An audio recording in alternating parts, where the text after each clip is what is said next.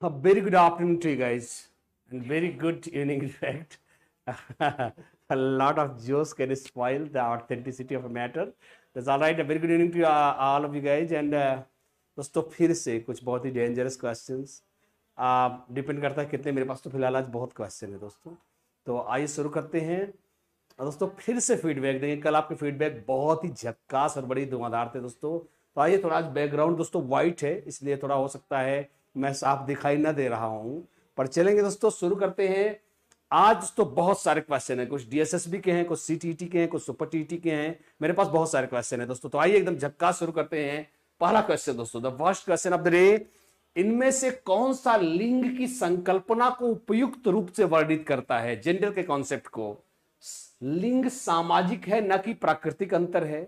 सांस्कृतिक अपेक्षाओं से संदर्भित है, शारीरिक लक्षणों से संदर्भित है, विभिन्न समाज में भिन्न भिन्न होता है। दोस्तों आइए शुरू करते हैं। यस मेरे बच्चों, मैं जानता हूं आप सही उत्तर बताने के पूरी पोजीशन में हैं। आइए शुरू करते हैं। इनमें से कौन सा लिंग की संकल्पना को सबसे उपयुक्त रूप से वर्णित करता है? दोस्तों तो मैंने पहले ही बताया था आपको कि दिस इज जेंडर। दोस्तों ध्यान रखेंगे, जब आप इसकी इंग्लिश पढ़ेंगे तो आपको यहां सेक्स नहीं मिलेगा, because this is not the concept of biology. हम जीव विज्ञान की बात नहीं कर रहे हैं दोस्तों, लिंग की संरचना। We are talking about gender. Gender दोस्तों जो होता है आपके संविधान, दोस्तों किसमें? किताबों में, सामाजिक विज्ञान के। दोस्तों शुरुआत से ही नेचर ने स्त्री को पुरुष से बेहतर बनाया दोस्तों। महिला दोस्तों, बच्ची के शिशु की मृत्यु दर जन्म के समय कम होती है। बालिकाएं पहले चलना सीखती हैं, पहले बोलना सीखती हैं। जीवन प्रत्याशा ज्यादा होती है महिलाओं में। अर्थात अगर बायोलॉजी देखें तो महिला पुरुषों से बेहतर बनाई गई है। और दोस्तों समाज में पुरुष उच्च स्थान पे है, महिला निम्न स्थान पे है। अर्थात लिंग को जितना प्रकृति ने नहीं बनाया है, उससे ज्यादा समाज जिम्मेदार है बुरी स्थिति के लिए महिलाओं के। इसलिए दोस्तों the right answer is a for America, लिंग। हाँ, अब हमेशा याद रखिए दोस्तों, gender is a social contract. आप पिछले लेक्चर मेरे देख रहे होंगे साल सवा साल से, तो आप जानते हैं मैं हमेशा इसको बताता हूं। ऑलवेज रिमेंबर दोस्तों, जब बात हो सेक्स की, then remember we are talking about biology, but when we are talking about gender तो इट मींस हम सोशियोलॉजी की बात कर रहे हैं। We are talking about psychology, और तब दोस्तों यह सोशल कॉन्स्ट्रक्ट है। So the right answer is yes, A for America. Let's go next question, question number 2। आइए, निम्न में से कौन सा दोस्तों सेक्सुअल हरासमेंट का उदाहरण है? डीएसएसबी का दोस्तों क्वेश्चन है, एक बार देखेंगे। Which of these is an example of sexual harassment? क्या मौखिक टिप्पणियां, गैर मौखिक टिप्पणियां, अवांछित अनुरोध, उपरोक्त शब्द? आइए दोस्तों, इनमें से कौन, which of these is an example of sexual harassment? Yes yes, oral comments, non-oral comments, unwanted requests, and all of the above। आइए देखते हैं दोस्तों। और हम सभी जानते हैं दोस्तों, सेक्सुअल हरासमेंट में दोस्तों ये सारी चीजें आप तो वैसे ही समझ गए होंगे और आपके उत्तर आने शुरू हो गए। बिल्कुल सही दोस्तों। मौखिक टिप्पणी दोस्तों, कोई जा रहा है, किसी को कोई ऐसा वर्ड बोलना जो सेक्स अपील को दिखाता है, वह मौखिक टिप्पणी हो गई। गैर मौखिक दोस्तों, जैसे किसी को आप फूहड़ इशारे करते हैं तो यह गैर मौखिक क्रियाएं हो गई दोस्तों।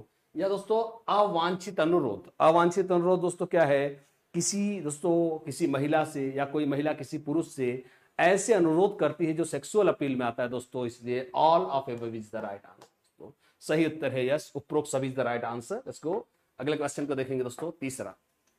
आइए, अध्ययन देखेंगे दोस्तों। अध्ययन जो सदा चलता रहता है, जो कार्य, परिवार, समुदाय या खाली समय से संबंधित दैनिक जीवन की गतिविधियों से पैदा होता है, इसे कैसी शिक्षा कहते हैं? औपचारिक, अनौपचारिक शिक्षा, औपचारिक शिक्षा, दूरस्थ शिक्षा या गैर औपचारिक शिक्षा? आइए दोस्तों देखते हैं। आइए, अध्ययन जो सदा चलता रहता है, जो कार्य, परिवार, समुदाय या खाली समय से संबंधित दैनिक जीवन गतिविधियों से पैदा होता है, उसे कैसा अध्ययन या कैसी शिक्षा कहा जाएगा? So what is the right answer? अनौपचारिक शिक्षा, औपचारिक शिक्षा, दूरस्थ शिक्षा या गैर औपचारिक शिक्षा? दोस्तों हम सभी जानते हैं क्या उत्तर है। दोस्तों जो शिक्षा हमें, मैं हट जा रहा हूं ताकि आप देख सकें, जो शिक्षा दोस्तों हमें विद्यालयों में दी जाती है, हमारे गुरुओं द्वारा दी जाती है, उसका समय, स्थान, पाठ्यक्रम निश्चित होता है दोस्तों। अब मैं आपको कल थोड़ी आप देखोगे आरपी सर आ रहे हैं गणित पढ़ा रहे हैं दोस्तों, मुझे तो गणित में जोड़ना भी नहीं आता। कहने का मतलब ये गाइस कि मैं, जबकि दोस्तों अनौपचारिक शिक्षा दोस्तों स्कूल के बाहर माता पिता मित्र सभी देते रहते हैं। So the right answer is guys अनौपचारिक शिक्षा जीवन पर्यंत चलती है। So A for America is the right answer.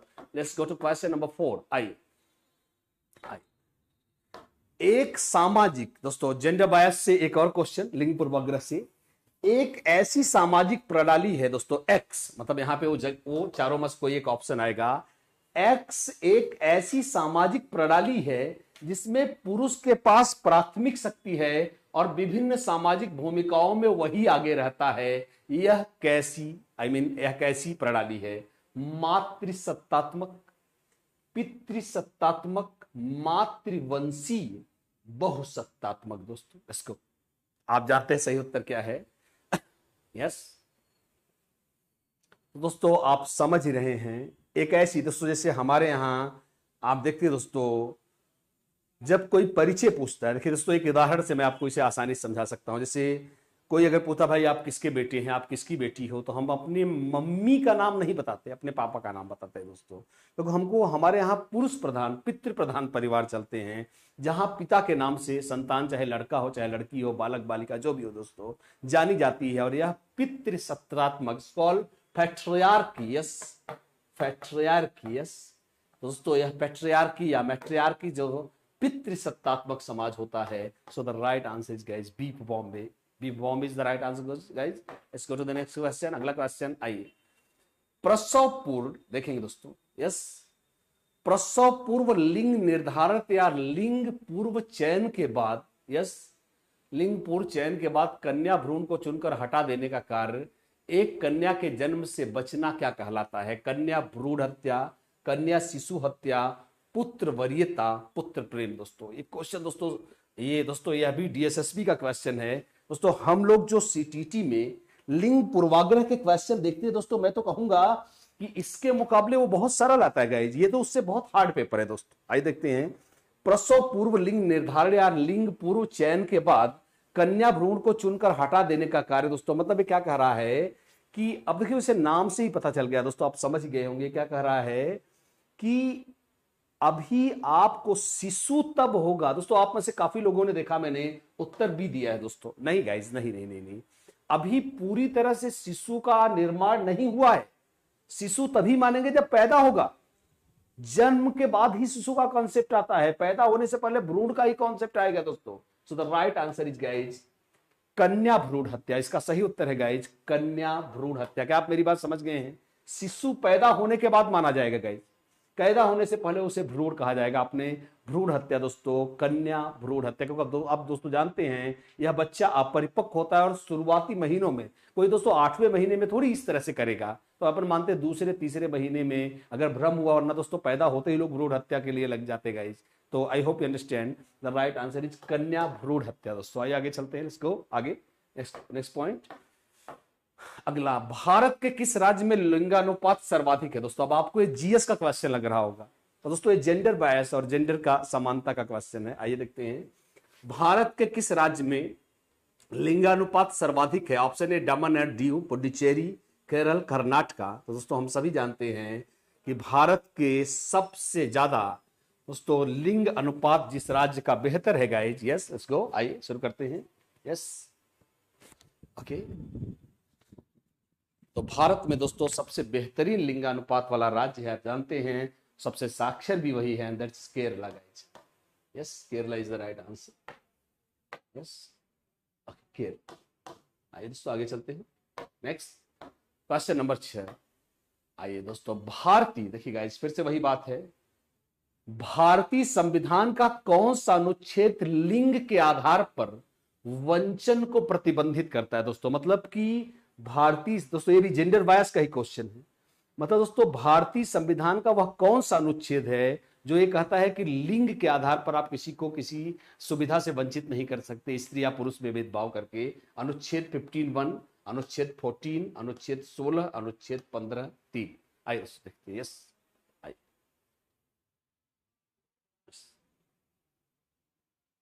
तो नियम सब हैं, संविधान सब कहता है, ये अलग बात है कि हमारे देश में अप्लाई होने में सालों लग जाते हैं। आइए दोस्तों देखते हैं भारतीय संविधान का कौन सा अनुच्छेद लिंग के आधार पर वंचन को प्रतिबंधित करता है दोस्तों। तो आपको बता दें गाइज, यह सही उत्तर है अनुच्छेद 15(1). यस, अभी भी मैंने सीखा, मैम से पूछा दोस्तों, मुझे भी नहीं मालूम था। 15(1) इज द राइट आंसर। इसको अगला क्वेश्चन नंबर 8। आइए दोस्तों वैदिक कालीन, आइए देखते हैं। तो दोस्तों सुपर टीटी के लिए कुछ धुआंधार क्वेश्चन लेंगे। सुपर टीटी एक बार आते हैं। वैदिक कालीन भारत में विद्यालयी प्रणाली का पहला रूप किस नाम से जाना जाता था? टोल, पाठशाला, गुरुकुल, मदरसा। आइए दोस्तों देखते हैं। वैदिक कालीन शिक्षा में दोस्तों जो शिक्षा की पहले जो स्कूल हुआ करते थे उन्हें किस रूप में जाना जाता था दोस्तों? ऑप्शन ए टोल, पाठशाला, गुरुकुल, मदरसा। दोस्तों जैसा मैं पहले ही बता चुका हूं शुरुआत में, यस राइट दोस्तों, आप जैसा जानते हैं शुरुआत में दोस्तों इस तरह से स्कूल नहीं होते थे ऋषियों के आश्रम पे दोस्तों। तो पाठशाला जैसा कोई भी कॉन्सेप्ट नहीं था। They were considered as what, they were considered as what, gurukuls. तो गुरुकुल शिक्षा प्रणाली थी and the right answer is guys C for Chennai दोस्तों। यस आई इसको अगले क्वेश्चन पे। Next question, question number 9। इसमें से कौन सा कथन सत्य है दोस्तों? एक क्वेश्चन और दोस्तों केवीएस से, या दोस्तों केवीएस का क्वेश्चन एक बार देखेंगे। इनमें से कौन सा कथन सत्य है? विद्यालय शिक्षा का औपचारिक भाग है, शिक्षा समाप्त हो जाती है जब विद्यार्थी विद्यालय को छोड़ देता है, शिक्षा बंद सिरे वाली है, क्लोज्ड इंडेड है, निर्धारित सीमाएं हैं कि कितनी शिक्षा प्राप्त की जा सकती है दोस्तों। आइए सीधा सीधा दिख रहा है दोस्तों, एक मजेदार केवीएस दोस्तों। ऐसे ही क्वेश्चन आते हैं विचारवान लॉजिक पे आधारित क्वेश्चन, जिसमें आपको रट्टा मारने की कोई जरूरत नहीं गाइज, और आप इसको देखते ही आप इसके उत्तर को समझ सकते हैं। आइए देखते हैं इनमें से कौन सा कथन सत्य है? विद्यालय शिक्षा का औपचारिक भाग है, शिक्षा समाप्त हो जाती है जब विद्यार्थी विद्यालय छोड़ देता है, शिक्षा क्लोज्ड एंडेड होती है दोस्तों। क्लोज्ड एंडेड मतलब कि जिसका एक अंत हो। और दोस्तों अगला क्या कह रहा है? निर्धारित सीमाएं हैं कि कितनी शिक्षा प्राप्त की जा सकती है। तो आइए दोस्तों हम इस कथन की सत्यता को जांच करेंगे। ऑप्शन नंबर बी से शुरू करते हैं। शिक्षा समाप्त हो जाती है जब विद्यार्थी विद्यालय छोड़ देता है। All of us know that education is a continuous process. शिक्षा अधिगम आजीवन चलता रहता है, अर्थात यह ऑप्शन गलत है, यह हमारा उत्तर नहीं गाइस। शिक्षा बंद सिरे वाली नहीं दोस्तों, आजीवन तमाम। आज आपने विज्ञान दोस्तों विज्ञान सीखा, कल आप गणित सीख सकते हो, हिंदी सीख सकते हो, जर्मन, ग्रीक, फ्रेंच, लैटिन, बहुत सारे सब्जेक्ट थे दोस्तों। कोई अंत नहीं का आज मैं परफेक्ट हो गया, अब मैंने सब कुछ सीख लिया दोस्तों। शिक्षा में रोज विस्तार हो रहा है, यह भी हमारा उत्तर नहीं, क्योंकि सही है गाइज। आइए दोस्तों अगला गलत है। निर्धारित सीमाएं हैं कि कितनी शिक्षा प्राप्त की जा सकती है दोस्तों। कोई फिक्स थोड़ी है कि आप 10वीं तक पढ़ोगे, आपने खूब पढ़ लिया, 12वीं तक। दोस्तों लोग रोज, कई लोग तो दोस्तों ऐसे हैं 60 साल के हो गए हैं तो भी नए नए कोर्स सीख रहे हैं गाइज। क्या? क्योंकि शिक्षा का कोई आदि अंत नहीं दोस्तों। सो द राइट आंसर आपको पहले ही बता दिया दोस्तों, विद्यालय शिक्षा एक निश्चित समय पे, निश्चित स्थान पर, निश्चित पाठ्यक्रम के साथ दी जाने वाली औपचारिक शिक्षा है। So A for America is the right answer guys. इसको अगले क्वेश्चन पे चलेंगे, क्वेश्चन नंबर 10वां दोस्तों। आइए देखते हैं। कई बार दोस्तों मैंने आपको पढ़ाया है, अब दोस्तों ये भी देखेंगे। डीएसएसबी का क्वेश्चन है दोस्तों, DSSB का क्वेश्चन है। आप देखिए दोस्तों पढ़ाया गया है क्या? द्विध्रुवी दोस्तों, बाइपोलर। हाँ मतलब दोस्तों आप इसे यूं समझ सकते हैं कि शिक्षा को पहली बार द्विध्रुवी प्रक्रिया किसने कहा? तो पहला विद्वान जिसने शिक्षा को बाइपोलर प्रोसेस कहा वो कौन था? Sir John Dewey, sir John Adam, Swami Vivekananda, Shri Aurobindo Ghosh. आइए दोस्तों शुरू करते हैं। Yes let's go. तो किस विद्वान ने पहली बार शिक्षा को द्विध्रुवी प्रक्रिया कहा? आइए देखते हैं। यस तो all of us know guys कि आपको, जैसा दोस्तों कई बार मैंने पहले भी बताया है, हमने इनफैक्ट इसको काफी रट्टा मार लिया दोस्तों। एक समय था या बहुत ज्यादा ही गाइज हम लोग कवर कर रहे थे इसको। तो ऑल ऑफ अस नो दोस्तों की जन सर, यस देखिए दोस्तों यहां दो चीजें आपको जानने को मिलेंगी दोस्तों। सर जॉन डीवी ऐसे पहले व्यक्ति थे जिन्होंने शिक्षा को त्रिध्रुवी प्रक्रिया कहा दोस्तों। क्या कहा? ट्राइपोलर। हाँ त्रिध्रुवी किसने कहा? जॉन डीवी साहब ने।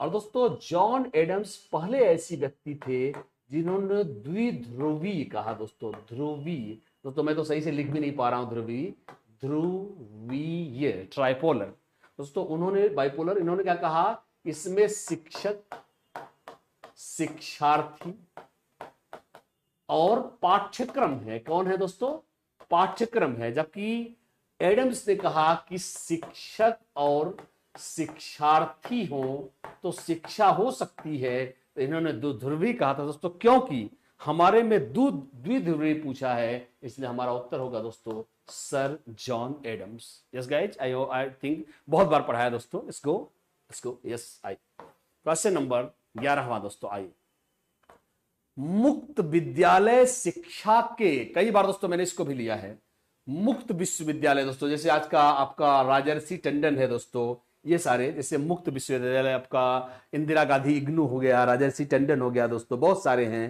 दोस्तों। ये जो मुक्त विश्वविद्यालय होते हैं, ओपन यूनिवर्सिटी, जहां डिस्टेंस लर्निंग दी जाती है दोस्तों, यह कैसी शिक्षा के अंतर्गत आएंगे, औपचारिक, गैर औपचारिक, अनौपचारिक, उक्त में से कोई नहीं दोस्तों। मजेदार क्वेश्चन है, एक बार देखेंगे। ओपन यूनिवर्सिटी दोस्तों कैसी शिक्षा के अंतर्गत आएंगे, इसको आई, यस ओके दोस्तों, पहले जान लें कि आपको बड़ा अच्छा लगेगा सुन के। दोस्तों सुन लें, जहां पे पाठ्यक्रम निश्चित हो, आप जानते हैं वह औपचारिक होता है। जहां समय स्थान कुछ न निश्चित हो, अनौपचारिक होता है दोस्तों।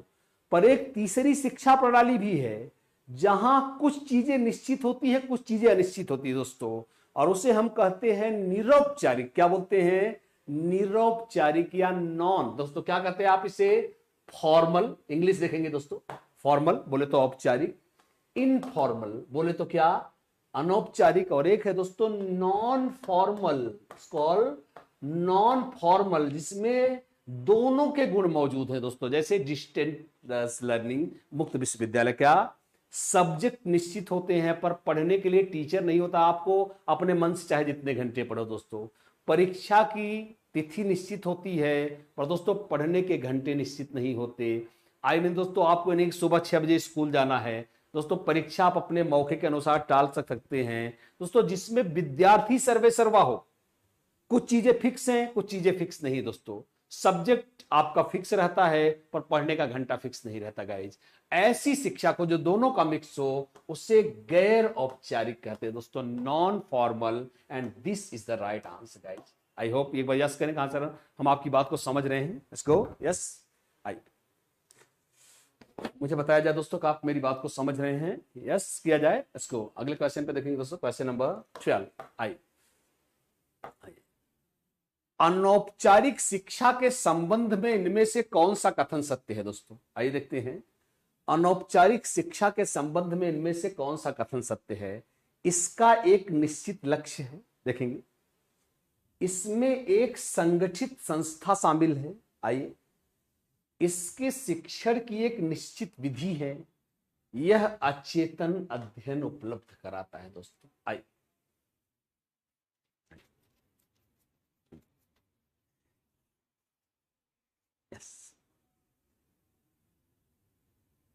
बिल्कुल, आइए दोस्तों देखते हैं। यस, मुझे अच्छा लग रहा है दोस्तों, और मुझे यकीन है कि आपको भी ये अगले 3-4 दिन में दोस्तों जो मैंने परिवर्तन दिखाया है, निश्चित ही आपको बहुत अच्छा लग रहा होगा। And this will continue now, यह दोस्तों चालू रहेगा। यह एक संगठित संस्था इसमें शामिल है दोस्तों, बिल्कुल सही दोस्तों। अनौपचारिक शिक्षा कहीं से मिल सकती है, इसका कोई ऑफिस नहीं होता, इसकी कोई सरकार नहीं होती, इसलिए यह हमारा उत्तर नहीं गाइज। मैं ऑप्शन आपको हमेशा पहले की तरह दोस्तों, खुद ऑप्शन काट करके देखिए, आप लॉजिक दीजिए, ऑप्शन काटिए, या तो मेरी बात को सुने दोस्तों। क्या इसमें एक संगठित संस्था दोस्तों, कोई इसमें नगर निगम, कोई सरकार, कोई जिला न्यायालय नहीं शामिल है। इसकी शिक्षण विधि निश्चित नहीं है दोस्तों, यह भी बिल्कुल, यह भी गलत है दोस्तों। यह शिक्षण विधि मौखिक हो सकती है, लिखित हो सकती है दोस्तों। आई मीन यह कोई जरूरी नहीं दोस्तों, यह कई तरह से हो सकता है दोस्तों, अर्थात यह भी हमारा उत्तर नहीं है। यह अचेतन अध्ययन दोस्तों, अचेतन में कोई किसी को क्यों सिखाएगा यार। अब थोड़ी एक आप सो रहे हो, नींद में, नशे में धुत हो, पापा बोलेंगे बेटा आ जाओ संस्कार सिखाऊं, ऐसा नहीं दोस्तों। इसका एक निश्चित लक्ष्य होता है दोस्तों। चाहे माता शिक्षा दे, पिता कुछ सिखाएं, दोस्त सिखाएं, समाज सिखाएं, वो चाहते हैं कि आप एक पर्टिकुलर टारगेट होता है कि आप ये चीज बदल लो, ये चीज सीख जाओ, ये चीज बेहतर कर लो। So A for America is the right answer. So let's go, अगले क्वेश्चन पे चलेंगे। नेक्स्ट क्वेश्चन, आइए दोस्तों, निम्न में से किस शब्द का अर्थ प्रशिक्षित करना है? दोस्तों आइए शुरू करते हैं। यस, निम्न में से किस शब्द का अर्थ? दोस्तों देखिए गाइज, आप देख सकते हैं इसको सुपर टीटी में दोस्तों मैं लिखाता भी हूं, और यह दोस्तों काफी पॉसिबल क्वेश्चन है डीएसएसबी। दोस्तों डीएसएसबी फिर से देखेंगे, एक क्वेश्चन फिर से हम ले रहे हैं डीएसएसबी से, डी ट्रिपल एसबी से। यस, इनमें से किस शब्द का अर्थ प्रशिक्षित करना है? दोस्तों तो जैसा आप जानते हैं तीनों ही शब्द, मैं आपको बता दूं दोस्तों, बस इसको आप, मैं चाहूंगा आप नोट्स बनाएगा, मैं चाहता हूं अब आप इनकी एक नोट्स बनाए ताकि आपको भारत के हर एग्जाम में मदद मिले। दोस्तों आपको बता दें, तीनों ही शब्द लैटिन भाषा से आते हैं। इन तीनों शब्दों की जो ओरिजिन है लैंग्वेज की, वो लैटिन भाषा से है। दोस्तों एक बार देखते हैं, सबसे पहले लेंगे दोस्तों हम शब्द क्या लेंगे दोस्तों? पहला शब्द लेंगे दोस्तों क्या? एडुकेटम। दोस्तों एडुकेटम का अर्थ होता है ग्रहण करना। देखेंगे दोस्तों, ग्रहण करना, सीखना आदि। और फिर दोस्तों एडु, अगला शब्द है दोस्तों एडुकेयर। यस आएंगे दोस्तों, एडुकेटम ग्रहण करना, सीखना। दोस्तों अगला है दोस्तों एडसियर। हाँ, इट्स कॉल्ड एडसियर। दोस्तों एडसियर का अर्थ क्या होता है? एडसियर, माफ करेंगे दोस्तों, यस, बाहर की ओर निकालना, बाहर की ओर निकालना। दोस्तों यस, मतलब कि आपके अंदर एडुकेटो मतलब क्षमता है, इसे बाहर की ओर निकाला जाएगा दोस्तों। और प्रकृतिवादी, एडुसियर का अर्थ दोस्तों क्या होता है? एडसियर का अर्थ होता है ग्रहण करना, सीखना। और दोस्तों हमारा असली वर्ड है एजुकेयर। दोस्तों एजुकेयर का अर्थ होता है प्रशिक्षित करना या ट्रेन करना गाइज, इसलिए the right answer is going to be C for Chennai. एडुकेटम अंदर से बाहर की ओर निकालना, क्षमता है, नॉलेज है, उसको व्यक्त करना। दोस्तों प्राचीन प्रकृतिवादी, शिक्षा मानव जीवन की पूर्णता अभिव्यक्ति है दोस्तों। और उसी तरह से एजुसियर का अर्थ है दोस्तों क्या? सीखना, ग्रहण करना। और एजुकेयर का अर्थ है दोस्तों क्या? प्रशिक्षित करना, ट्रेन करना। तो आइए एक बार देखते हैं, लेट्स गो। यस आई, अब चलेंगे दोस्तों क्वेश्चन नंबर नेक्स्ट पर, क्वेश्चन नंबर 14। आइए, इनमें से किस शिक्षाविद को किंडरगार्टन प्रणाली के उद्भवकर्ता का श्रेय दिया जाता है? दोस्तों इनमें से किस शिक्षाविद ने किंडरगार्टन प्रणाली को जन्म दिया? फ्रेडरिक फ्रोबेल ने, आइए देखते हैं, मारिया मॉन्टेसरी ने, हेरिक पेस्टोलॉजी ने, या जॉन डीवी ने? दोस्तों आइए देखते हैं। यस आइए, इनमें से किस शिक्षाविद को किंडरगार्टन प्रणाली के जन्मदाता के रूप में माना जाता है? Option A Friedrich Froebel, B Maria Montessori, C हेरिक पेस्टोलॉजी, डी जॉन डीवी।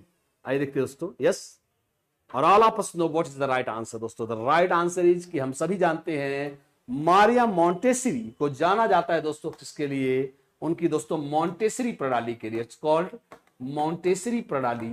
और दोस्तों पेस्टोलॉजी साहब को, पेस्टोलॉजी को दोस्तों बाल मनोविज्ञान का जनक कहा जाता है। दोस्तों कुछ फैक्ट जान ले, हर एक ऑप्शन हमें कुछ सिखाता है दोस्तों, आप कोई भी ऑप्शन खराब नहीं होता दोस्तों। जॉन डीवी जनक है किसके?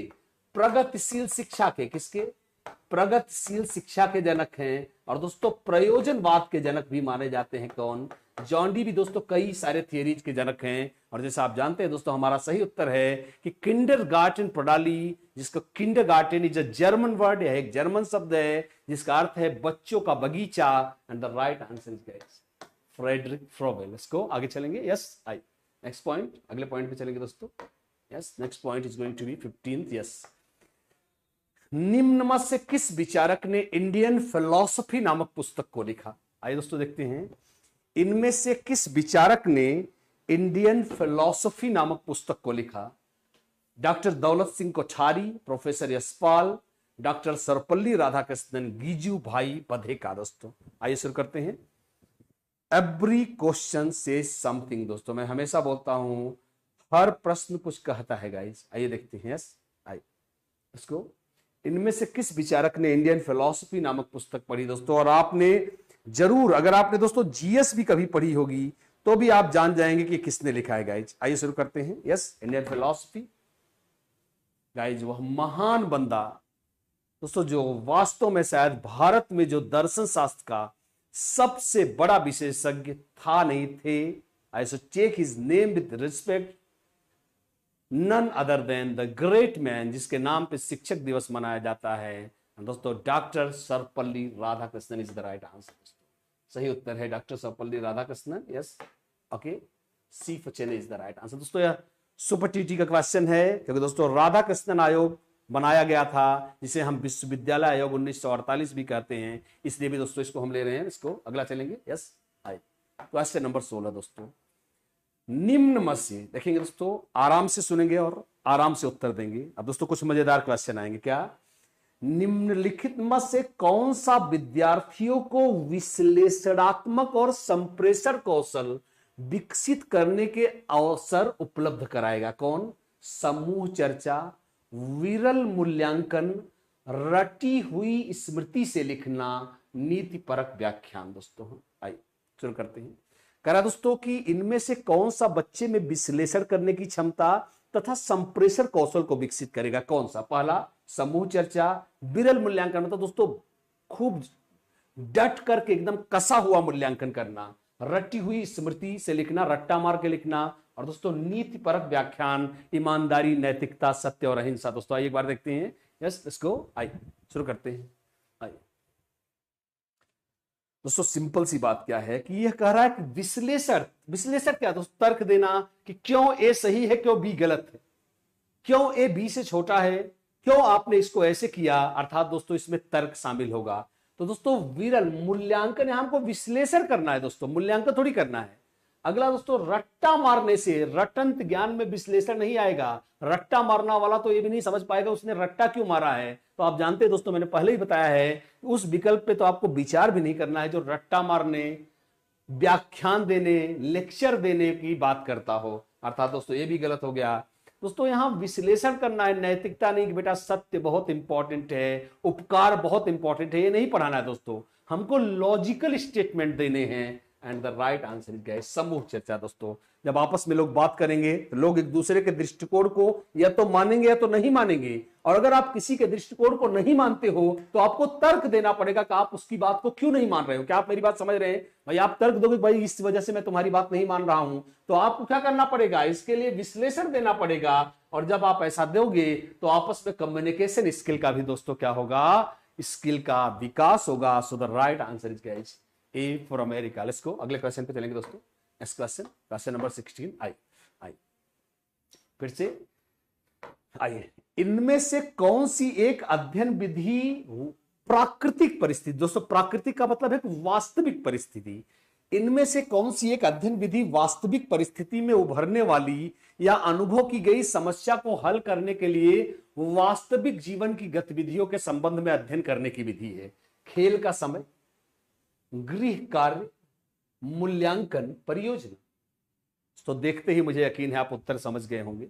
Yes, I hope you understand. Yes, इसको यकीन है कि आप देखते ही इसका उत्तर समझ गए होंगे, इसका सही उत्तर क्या है दोस्तों। Yes, right, okay, right. यकीन है दोस्तों कि आप देखते ही इसका उत्तर समझ गए हैं, और इसका उत्तर क्या है गाइज? कह रहा है कि इनमें से कौन सी वह विधि है जो वास्तविक जीवन में, वास्तविक परिस्थितियों में, वास्तविक समस्या के अध्ययन पर जोर देती है। दोस्तों आप बताइए, खेल तो दोस्तों एक छद्म परिवेश में होता है। कहने का मतलब यार क्रिकेट में किसी ने छक्का मार दिया, किसी ने चौका मार दिया, दोस्तों एक बनावटी खेल होता है, इसका वास्तविक जीवन से कोई लेना देना नहीं है। अर्थात यह हमारा उत्तर नहीं दोस्तों। गृह कार्य तो रट्टा मारने का भी हो सकता है, अर्थात यह भी हमारा उत्तर नहीं दोस्तों। मूल्यांकन बनावटी भी हो सकता है। और दोस्तों मैंने आपको बोला था महान जॉन डीवी, दोस्तों मैंने आपको बोला था कि प्रोजेक्ट विधि के असली जनक कौन थे? John Dewey. और उनके शिष्य से कौन? किलपैट्रिक। दोस्तों डेवी की डेथ हो गई, इसलिए किलपैट्रिक ने इस प्रोजेक्ट विधि को अपने नाम कर लिया, और उसी को दोस्तों हम हिंदी में क्या बोलते हैं? परियोजना विधि। अर्थात गाइज डेवी ने, यहां तक कि दोस्तों किलपैट्रिक ने खुद अपने परिभाषा में कहा है कि प्रोजेक्ट मेथड का अर्थ वास्तविक जीवन की समस्या का वास्तविक परिस्थितियों में अध्ययन करना है। So the right answer is guys D for Denmark, and that is project Vidhi. Guys आइए आगे चलते हैं, इसको अगले क्वेश्चन पे चलते हैं दोस्तों। Question number 18। आइए दोस्तों देखते हैं क्या, छोटी समूह चर्चा, फिर सुनेंगे दोस्तों। अगर छोटे ग्रुप में दोस्तों 4-4, 5-5 स्टूडेंट का एक ग्रुप डिस्कशन कराया जाए दोस्तों, तो इससे क्या फायदा होगा? क्या छोटी समूह चर्चा निम्न में से किसे बढ़ावा देती है? सक्रिय प्रतिभागिता के, इंटरेक्शन या अन्योन्य क्रिया के सत्र को बढ़ावा देती है, समूह आधारित संप्रेषण को बढ़ावा देती है, या उपरोक्त सभी को बढ़ावा देती है? दोस्तों एक बार देखेंगे। यस, छोटी समूह चर्चा इनमें से किसको बढ़ावा देती है? सक्रिय सहभागिता, अन्योन्य क्रिया सत्र, समूह आधारित संप्रेषण, या उक्त सभी? दोस्तों अब बताने का, अब ये सब प्रश्न यार ऐसे हैं ना जो सीटीटी और फिर केबीएस या डीएसएसबी में ही आपको दिखेंगे। अब दोस्तों इसमें थोड़ा लॉजिक आप खुद लगाइए। अब दोस्तों अगर आप 4 लोग ग्रुप में डिस्कस कर रहे हो तो आप बड़े ध्यान सुनते हो, कर यार मेरा भी नंबर आएगा, मुझे भी। अब पता चला 4 लाख लोग एक ग्रुप में हैं, अब बोला गया बारी बारी से सब बोलेंगे, पता चला आप 3 दिन से चादर तान के सो रहे हो, आज तक आपका नंबर ही नहीं आया, तो आप क्या सक्रिय रूप से सुनोगे? अर्थात दोस्तों जब आदमी सक्रिय मिलेगी, क्या सक्रिय प्रतिभागिता होगी जब ग्रुप छोटा रहेगा, अन्योन्य क्रिया, आसपास लोग बैठे होंगे, इंटरेक्शन होगा गाइज, और समूह आधारित संप्रेषण, ग्रुप में संप्रेषण होगा। यानी कि आदमी एक पता चला भैया कि पूरे ग्रुप में 4 लाख लोग हैं, इसमें से 2 लाख वे आदमी पे अपनी आवाज ही नहीं जाएगी, छोटे लोग रहेंगे दोस्तों, सब ग्रुप में आपसे बात करेंगे। सो द राइट आंसर क्या है? उक्त सभी इज द राइट आंसर, उपरोक्त सभी द राइट आंसर। इसको अगले पे देखते हैं दोस्तों। क्वेश्चन नंबर 19 आइए। इनमें से कौन सा, देखेंगे दोस्तों, इनमें से कौन से मीडिया संसाधन शिक्षण अध्ययन प्रक्रिया में उपयोगी है? दोस्तों कह रहा है कि इनमें से कौन सा जो मीडिया सोर्स ऐसे हैं जो शिक्षण अधिगम में इंपॉर्टेंट हो सकते हैं? ऑप्शन ए समाचार पत्र, चित्र, प्रदर्शनी, उपरोक्त सभी। गाइस आइए देखते हैं। Yes let's go. Right, yes कह रहा दोस्तों इसमें से कौन कौन से ऐसे मीडिया सोर्स हैं जो शिक्षा, दोस्तों सिंपल सी बात क्या है कि शिक्षण अधिगम सामग्री के रूप में हम न्यूज़पेपर्स को भी यूज कर सकते हैं, हम पिक्चर्स, चित्रों को, विभिन्न दोस्तों कुत्ते बिल्लियों के चित्र दोस्तों बच्चों को शुरुआती अधिगम शिक्षण के लिए आकर्षित करने के लिए यूज होते हैं, अर्थात ये भी सही है दोस्तों। एग्जीबिशंस, विभिन्न प्रकार की प्रदर्शनी, पशुओं पक्षियों बिल्लियों कुत्तों की दोस्तों। सो the right answer is guys उपरोक्त सभी। सही उत्तर दोस्तों किसके, सारे के सारे ऑप्शन सही हैं, एंड उपरोक्त सभी इज द राइट आंसर। और आगे चलेंगे दोस्तों, क्वेश्चन नंबर 20 वालेंगे। आइए। यस कह रहा है दोस्तों इनमें से कौन सा प्रोजेक्ट मेथड के रूप में जाने वाली शिक्षण अध्ययन विधि की एक विशेषता है? दोस्तों क्या कहने जा रही है कि इनमें से कौन सी एक प्रोजेक्ट मेथड की विशेषता, पहले जानेंगे दोस्तों किलपैट्रिक की प्रोजेक्ट मेथड। कह रहा है इनमें से कौन सी प्रोजेक्ट मेथड की एक विशेषता है? पहला, यह अनुभव परिकल्पित है और इसलिए एक प्रभावी लघु अवधिक अध्ययन है। यह खोजी प्रवृत्ति को विकसित करने में सहायता करता है। यह अपसारी विचार को हतोत्साहित करता है। यह विद्यार्थी की वैयक्तिक उपलब्धि पर जोर देता है, न कि टीम पर। दोस्तों आइए एक बार देखते हैं क्या है सही उत्तर। दोस्तों आइए एक बार चलते हैं इसको। चलिए दोस्तों शेयर करें आज दोस्तों 2500 पहुंचाइए प्लीज। आज दोस्तों एक अच्छे टारगेट पे चलिए और मुझे दोस्तों बताएं मैंने यह जो चेंज किया है कैसा लग रहा है। तो दोस्तों हम सभी जानते हैं, अभी अभी मैंने ही बोला कि प्रोजेक्ट मेथड दोस्तों वास्तविक जीवन की परिस्थितियों और वास्तविक जीवन के अनुभव से जुड़ा होता है, यह कोई कल्पनात्मक नहीं है। अर्थात दोस्तों इसका पहला वाला ऑप्शन हमारा उत्तर नहीं है। चलिए एक बार देखेंगे। यस तो दोस्तों पहला वाला हमारा उत्तर नहीं, क्यों कह रहा है या तो कल्पनात्मक होती है, परियोजना कार्य कल्पनात्मक नहीं हो सकता। यस दोस्तों यह खोजी प्रवृत्ति को, परियोजना जब आप कर रहे हो क्योंकि आप रियल परिस्थितियों में काम कर रहे हो, आप विभिन्न स्रोतों, विभिन्न अध्ययन पर, विभिन्न ऑप्शंस पे विचार कर सकते हैं। अर्थात यहां आपके इन्वेंशन के लिए दोस्तों, रोमांस के लिए, रोमांस दोस्तों रोमांच दोस्तों कुछ नया करने के लिए हमेशा चांस बना रहता है। अर्थात यह दोस्तों पूरी तरह से सही है। अपसारी विचार, अभी मैंने ही बोला कई चांस रहते हैं, अर्थात ये गलत हो गया दोस्तों। और आप प्रोजेक्ट मेथड किसी एक बंदे को भी दे सकते हैं, हजारों लोगों की टीम को भी दे सकते हैं दोस्तों, अर्थात ये वाला गलत है। And the right answer is क्या, कि यह खोजी प्रवृत्ति को बढ़ावा देता है। आइए देखते हैं क्वेश्चन नंबर 21। आइए आगे देखिए दोस्तों, एक ही वर्ष के 2 क्वेश्चन एक जैसे। देखिए समाज एक शिक्षा बच्चों को उपलब्ध कराने के लिए विद्यालय के मूल्यों, रिवाजों, परंपराओं को अपने सफल जीवन के लिए आवश्यक जानकारी और व्यावहारिक परीक्षण प्राप्त कर सके। कैसी शिक्षा देता है दोस्तों? अनौपचारिक, सार्वभौमिक, गैर औपचारिक, औपचारिक। दोस्तों कभी कभी दोस्तों हम कॉमन सेंस का भी प्रयोग कर सकते हैं। वी कैन जस्ट यूज और कॉमन सेंस एज वेल। कभी कभी दोस्तों हम अपने कॉमन सेंस का प्रयोग करके भी बहुत कुछ कर सकते हैं। आइए इसे देख रहा है क्या कि समाज किस तरह की शिक्षा, आइए दोस्तों देखते हैं, समाज किस तरह की शिक्षा बच्चों को उपलब्ध कराने के लिए विद्यालय के मूल्यों, रिवाजों और परंपराओं को अपने सफल जीवन के लिए आवश्यक जानकारी और व्यावहारिक प्रशिक्षण प्राप्त कर सके। दोस्तों तो आप समझ गए दोस्तों, जब बात आ गई है समाज की तो आपको तुरंत समझ लेना चाहिए था कि यह सार्वभौमिक नहीं हो सकता, यह गैर औपचारिक नहीं हो सकता, यह औपचारिक नहीं हो सकता। समाज में दोस्तों अनौपचारिक शिक्षा दी जाती है। मतलब विद्यालय में जो आप वैल्यू सीखते हो ले जाके समाज में अप्लाई करते हो। विद्यालय तो कभी ना कभी स्कूली शिक्षा खत्म ही होगी दोस्तों। सो the right answer is a for America. इसको अगला चलेगा दोस्तों, क्वेश्चन नंबर 22। आइए अब एक दोस्तों मजेदार क्वेश्चन देखेंगे वंशानुक्रम और वातावरण से। एक दोस्तों बहुत ही लॉजिकल क्वेश्चन। क्या गर्भावस्था के दौरान माता का शारीरिक और मानसिक स्वास्थ्य एक कैसा कारक है? एक दोस्तों मैं एक बार देख रहा हूं, मैं थोड़ा सा क्वेश्चन कनेक्ट कर रहा हूं। कह रहा है कि गर्भावस्था के दौरान माता का शारीरिक और मानसिक स्वास्थ्य एक कैसा कारक है। कैसा मतलब इन चारों में से कोई एक आपको बताना है। एक कैसा कारक है जो एक बालक की वृद्धि और विकास को प्रभावित करता है। दोस्तों गेस करिए, गेस करिए दोस्तों। आइए मजा आएगा दोस्तों, मुझे यकीन है आपको भी अच्छा लगेगा। कुछ क्वेश्चन दोस्तों रियल में अच्छे लगते हैं और उनको सॉल्व करना भी एक सुखद अनुभव होता है गाइज। आइए देखते हैं दोस्तों। पहली बात तो ये जान ले गाइज क्या कि माता का शारीरिक और मानसिक स्वास्थ्य, दोस्तों आपको लग रहा होगा यह आंतरिक कारक है, पर दोस्तों बच्चे के लिए तो बाह्य कारक। भाई बच्चे के लिए बच्चा एक अलग, खुद अपने आप में एक अलग जीव है। उसकी मदर भले वो अपने मदर के गर्भ के अंदर पड़ रहा है, लेकिन दोस्तों उसके उसके एरिया से उसके मदर की एरिया बाहर मानी जाएगी। अर्थात दोस्तों मदर का मानसिक स्वास्थ्य, शारीरिक स्वास्थ्य मदर के लिए शायद आंतरिक कारक हो, पर बच्चे के लिए दोस्तों कैसा कारक होगा? बाह्य कारक होगा। सो द राइट आंसर क्या है? बीफ बॉम्बे। Yes I. क्या हम एग्री हैं? एक बार यस करें। हाँ सर हम आपकी बात को समझ रहे हैं। जस्ट कॉल यस दोस्तों, एक बार यस किया जाए। हाँ सर हम आपकी बात को समझ गए हैं। Right I, yes okay I, right बिल्कुल।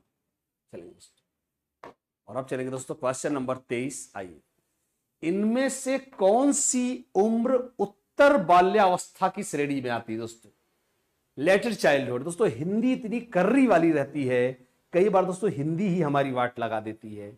इनमें से कई बार दोस्तों मैंने इस क्वेश्चन को लिया है। अब आप देख सकते हैं डीएसएसपी में भी आया हुआ है क्वेश्चन। क्या इनमें से कौन सी आयु परावर्ती, दोस्तों पूर्ववर्ती का अर्थ होता है पहले, परावर्ती का अर्थ होता है बाद वाली में, अर्थात उत्तर बाल्यावस्था ही कह रहा है। इनमें से कौन सी उम्र उत्तर बाल्यावस्था में आएगी? पहला 2 से 6 वर्ष, 6 से 12 वर्ष, 1 से 6 वर्ष और 12 से 15 वर्ष। दोस्तों देखते हैं इनमें से कौन सी आयु देखेंगे उत्तर बाल्यावस्था की श्रेणी में आएगी। दोस्तों आइए गाइस ध्यान रखेंगे, मैंने आपको पढ़ाया भी है दोस्तों मैक्सिमम क्लास में। जहां नहीं पढ़ाया दोस्तों आप पुराने केवीएस बैच में भी मैंने दोस्तों, इसीलिए मैं हमेशा विभिन्न विद्वानों की अवस्थाओं का विभाजन पढ़ाता हूं गाइज। और मैंने हमेशा बोलता हूं कि सबसे जो महत्वपूर्ण विभाजन है दोस्तों वो महिला मनोवैज्ञानिक लेडी एलिजाबेथ हरलॉक का है। दोस्तों हरलॉक ने शैशवावस्था को सिर्फ 14 दिन का माना है। कितने दिन का माना है? 14 दिन का। और दोस्तों उसके बाद 14 दिन से लगभग 2 वर्ष की समाप्ति को उन्होंने दोस्तों बचपनावस्था माना है। क्या माना है? बचपनावस्था। कब? 14वें दिन से, बोले तो तीसरे सप्ताह से 2 वर्ष के अंत तक। और दोस्तों तीसरे वर्ष से 6वें वर्ष तक को उन्होंने पूर्व बाल्यावस्था माना है।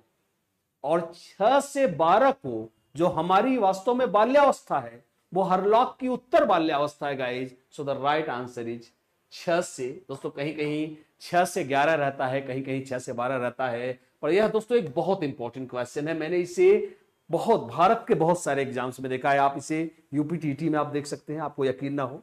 आप इसे दोस्तों एमपीटीटी में आप इसे पा जाएंगे, और आपको ये डीएसएसबी में भी मिल जाएगा। डीएसएसबी में तो इनफैक्ट पढ़ा ही रहा हूं। यह दोस्तों एक बहुत इंपॉर्टेंट क्वेश्चन है, फिर से देखेंगे। और यही दोस्तों यही वजह है कि आपने क्या देखा कि 3 से 6 वर्ष को उसने पूर्व बाल्यावस्था माना है। ध्यान सुनिएगा दोस्तों, पूर्व बाल्यावस्था माना है किसने? हरलॉग महाशया ने दोस्तों। इसलिए खिलौने की उम्र, ध्यान से सुनेंगे, जो खिलौने की उम्र होती है यह दोस्तों उनकी 3 से 6 में आती है। पर गाइस अपन शैशवावस्था, इसीलिए मैं कई बार अपने कई लेक्चर में बता भी चुका हूं कि अपन शैशवावस्था को कब मानते हैं दोस्तों? अपन शैशवावस्था 1 से 6 मानते हैं। हरलॉक की पूर्व बाल्यावस्था 3 से 6 है। तो जो खिलौनों की उम्र है वो हरलॉक में आएगी पूर्व बाल्यावस्था में, और नॉर्मल डिवीजन में शैशवावस्था में आएगी। यस करेक्ट आंसर, हम आपकी बात को समझ रहे हैं। So B bomb is the right answer guys. इसको आइए देखते हैं क्वेश्चन नंबर। आइए, किस माह में बालक अपने स्थान पर कूद सकता है और संतुलन बना सकता है? दोस्तों यह गामक विकास, दोस्तों पहली बार इसे टिपिकल केबीएस डीएसएसबी के लिए लिया है। इसे दोस्तों मोटर डेवलपमेंट कहते हैं, मोटर। और दोस्तों पुराने क्लासेस में पढ़ा भी चुका हूं। इसे दोस्तों गामक विकास मतलब कि गतिशीलता, शरीर को मूव करने, उछलने, कूदने, रेंगने के विकास को बोलते हैं दोस्तों। इसे गामक विकास कहते हैं, मोटर डेवलपमेंट, गामक विकास। तो कह रहा है दोस्तों किस माह में बालक अपने स्थान पर कूद सकता है और दोनों पैरों से दोस्तों कूद गया तो दोनों पैरों पर संतुलन बनाएगा, गिरेगा नहीं, खड़ा रहेगा। यह किस महीने में होता है? 12 माह, 6 माह, 24 माह, 18 माह। दोस्तों आइए देखते हैं। Yes, let's go. आइए, ओके। और दोस्तों अब हम गाइस 2300 पे, I mean we are on the verge of crossing. दोस्तों 2400 क्रॉस करवाइए। और कंटेंट दोस्तों यही रहेगा, किस माह में। दोस्तों आपको बता दें गाइस, हमेशा मैंने एक बार दोस्तों बताया था, एक बार मुझसे भी इसमें त्रुटि हो गई थी दोस्तों, दांत वाले उम्र में दोस्तों, की दांत कब आते हैं जनरली। तो गाइस आपको बता दूं कि हमेशा दोस्तों साइंस कहता है कि लगभग 24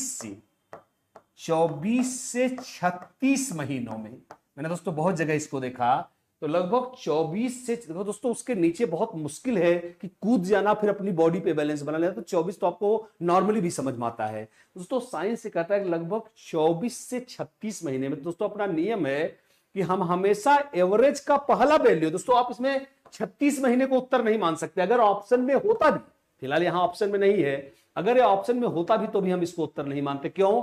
तो दोस्तों मान लो आपने 36 मान लिया और बच्चा 25वें महीने में जंप करके संतुलित हो गया, इसलिए एवरेज का सबसे नीचे वाला वैल्यू लेते हैं। So the right answer is guys 24 month. दोस्तों ऐसा माना जाता है कि 24 माह का बच्चा अपनी जगह से उछल सकता है और जरूरत पड़ने पर संतुलन बनाकर वहीं खड़ा हो सकता है गाइस। ऐसा I mean this is quite possible.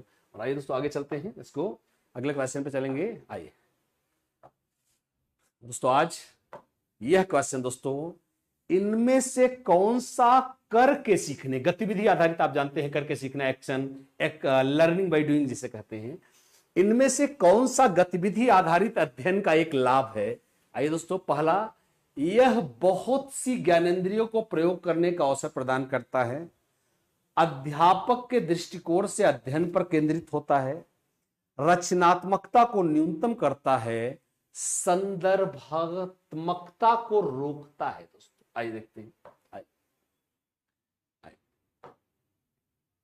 तो इनमें से कौन सा दोस्तों गतिविधि आधारित शिक्षण अधिगम का एक फायदा है दोस्तों, ये आप मुझे बताएंगे। एंड यस गाइस, हम लोग अब 2400 पे हैं दोस्तों। We are on the verge of 2400 दोस्तों। अब 2400 पे हैं दोस्तों। हमने काफी ठीक कल से दोस्तों, आज हम बहुत बेहतर स्थिति में हैं। तो दोस्तों सिंपल सी बात देखिए, अगर आप ध्यान से देखिए दोस्तों, तो दोस्तों मैं हमेशा बोलता हूं, मेरी वो पुरानी ट्रिक दोस्तों, अभी मैं चाहता हूं आपको कुछ नया सिखाऊं, इसलिए दोस्तों फिर भी मैं अपनी पुरानी ट्रिक को वापस ले आता हूं दोस्तों। और उस पुरानी ट्रिक का नाम क्या था दोस्तों? चाइल्ड सेंटर्ड एजुकेशन, बाल केंद्रित शिक्षा। ऐसे किसी भी ऑप्शन का चयन मत करिए जो बालक के खिलाफ हो या निगेटिव हो। अगर कोई भी ऑप्शन निगेटिव दोस्तों आपको वर्ड देता, क्या? संदर्भात्मकता। अरे यार, जब गतिविधि आधारित आप अध्ययन करोगे तो आपके संदर्भ, भाई करके सीखोगे तो संदर्भ से जुड़ा होगा तभी तो करके सीखोगे। अर्थात यह हमारा उत्तर नहीं दोस्तों, क्योंकि निगेटिव है, रोकता है। रचनात्मकता को बढ़ा। भाई गतिविधियां कितनी भी रचनात्मक बना सकते हो, आप अपने हिसाब से नई नई गतिविधियां करा सकते हो। अर्थात दोस्तों यह भी आपका उत्तर नहीं है। अगला क्या कह रहा है, अध्यापक के दृष्टिकोण से अध्ययन पर केंद्रित होता है। दोस्तों हमारी शिक्षा बाल केंद्रित है, इसलिए अपन उस ऑप्शन को टिक नहीं करेंगे जिसमें गुरुजी की बड़ाई की गई हो। सो the right answer is guys कि आपको गतिविधियां जब आप करते हैं दोस्तों, तो गतिविधि करने, भाई जैसे आप किताब पढ़ रहे हो तो सिर्फ आप क्या कर रहे हो, आपकी दृष्टि, भाई किताब को देख सकते हो, किताब को सुन थोड़ी सकते हो। इसलिए दोस्तों आपकी सिर्फ दृष्टि, आपकी आंखें सिर्फ काम पे हैं। पर अगर आप गतिविधियां करते हो, आप महसूस कर सकते हो किसी चीज की स्मेल, खुशबू को महसूस कर सकते हो, गंध को महसूस कर सकते हो। अर्थात at the very same moment आपके सारे सेंसेस, आपकी सारी इंद्रियां दोस्तों एक साथ काम पे होती हैं। तो guys yes, half of the way दोस्तों, एग्जैक्ट हम लोग इस समय आधे रास्ते पे हैं दोस्तों। तो कैसा लगा गाइज, एक बार बताएंगे कैसा लगा आज का है प्रयास। और दोस्तों बहुत थैंक यू दोस्तों, हमने क्रॉस किया 2400 और मुझे दोस्तों बहुत खुशी लगी। और कल दोस्तों, कल का टारगेट है गाइज, कल का टारगेट है दोस्तों लगभग 4000। ज्यादा से ज्यादा शेयर करिए दोस्तों, नए कलेक्शंस, नए क्वेश्चंस। मैं खुद अपने आप को दोस्तों कोशिश कर रहा हूं एक नया दोस्तों, एकदम नए अंदाज में इस पारी को शुरू करने की कोशिश कर रहा हूं दोस्तों। एक बार आपके कमेंट जरूर देखना चाहूंगा, कैसा लग रहा है यह नया कंटेंट दोस्तों। यकीन है कुछ न कुछ आपको, फिर से हम 2400 पे दोस्तों वापस आ गए हैं, कुछ न कुछ आपको जरूर नया दोस्तों। सारे लोग वीडियोज को लाइक करें, शेयर करें, यह जरूरी भी है। अगर आप ये नहीं करते दोस्तों तो सिर्फ अच्छी संख्या में आइए। और मैं चाहता हूं कंटेंट को, और प्लीज गाइज निश्चित कल के दोस्तों आपके कमेंट मुझे बहुत प्रेरित किए कि सर आपने एकदम फ्रेश कंटेंट दिया, एकदम नया लग रहा है दोस्तों। तो मैं कोशिश कर रहा हूं कि आपको नए नए कंटेंट दिए जाएं। और दोस्तों प्लीज पढ़ते रहिए, चुनौती का सामना करते रहिए गाइज। कल फिर मुलाकात होगी, तब तक के लिए दोस्तों मैं आरपी मिश्रा इजाजत मांगता हूं। Please guys, saying you once more, एक बार फिर से कहता हूं, प्लीज दोस्तों इन सेशंस में जो नयापन आपको दिख रहा है, जो फ्रेश कंटेंट दिख रहा है दोस्तों, प्लीज मुझे एक बार जरूर कमेंट करके लिखें कैसा मैं प्रयास कर रहा हूं। मुझे दोस्तों आपके कमेंट अगले सेशन को बेहतरीन बनाने के लिए प्रेरित करते हैं। तो टिल देन आई से good by two you guys. Thank you, thanks for watching this session, thank you and good night guys, thank you.